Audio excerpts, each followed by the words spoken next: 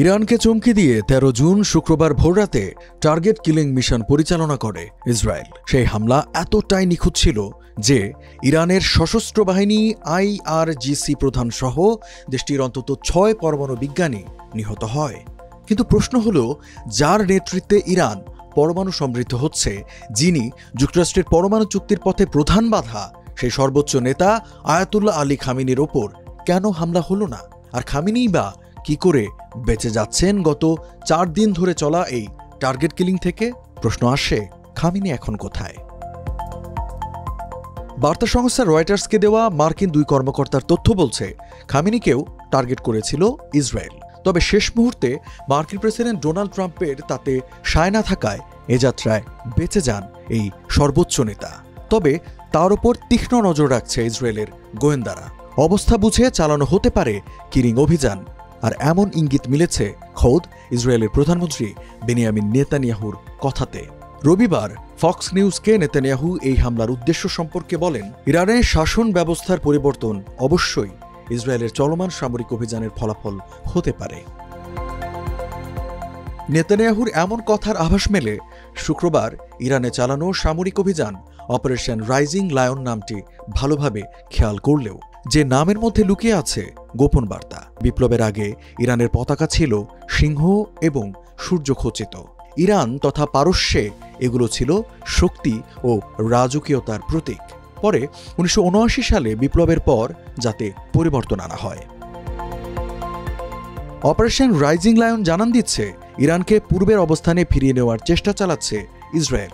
আর এই ইঙ্গিত মেলে আরেকটা দিকে তাকালেও, যেখানে গুঞ্জন বিপ্লবে ক্ষমতাচ্যুত রেজা শাহ পাহলভির ছেলে রেজা পাহলভি সম্প্রতি ইসরায়েলে অবস্থান করছেন, হাত মিলিয়েছেন নেতানিয়াহুর সঙ্গে, ফন্দি আঁটছেন বর্তমান শাসক গোষ্ঠীর পতনের।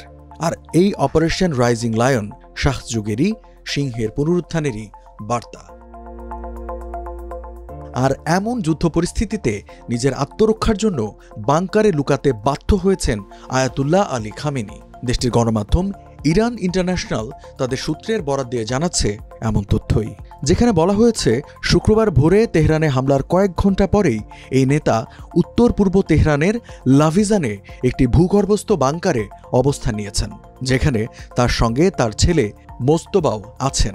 অবশ্য এমনটি এই প্রথম করেননি খামেনি। ইসরায়েলের অভিযান অপারেশন ট্রু প্রমিস 1 এবং ট্রু প্রমিস 2 এর সময়ও পরিবার নিয়ে বাংকারে লুকাতে হয়েছিল তাকে। মধ্যপ্রাচ্যের একটি কূটনৈতিক সূত্র ইরান ইন্টারন্যাশনালকে জানিয়েছে, ইসরায়েলি বিমান হামলা ছিল ইরানের সর্বোচ্চ নেতার জন্য একটি সতর্কীকরণ বার্তা। তাকে বোঝানো যে তিনি দেশের কোথাও নিরাপদ নন।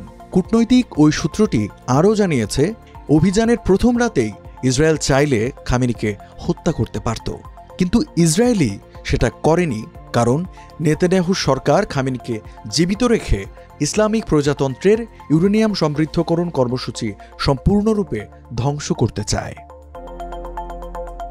কূটনৈতিক সূত্রটি আরও জানায়, ইরানে চালানো ওই টার্গেট কিলিং ছিল খামেনির জন্য বার্তা, যাতে তিনি উপলব্ধি করতে পারেন ইসরায়েলের সামরিক সক্ষমতা কতটা শক্তিশালী, যাতে তিনি বাধ্য হন পরমাণু ও ইউরেনিয়াম কর্মসূচি বাতিল করে স্থায়ীভাবে আপোস করতে। এখন কোন পথে হাঁটবেন খামেনি? ইসরায়েল ও পশ্চিমাদের সঙ্গে একাই লড়াই চালিয়ে যাবেন, নাকি আলোচনার টেবিলে সমঝোতায় বসবেন, নাকি শেষ পর্যন্ত তাকে সরিয়ে দেয়া হবে, ইরানকে তুলে দেওয়া হবে রেজা পাহলভির হাতে? খুব শিগগিরই হয়তো তা দেখতে যাচ্ছে বিশ্ব।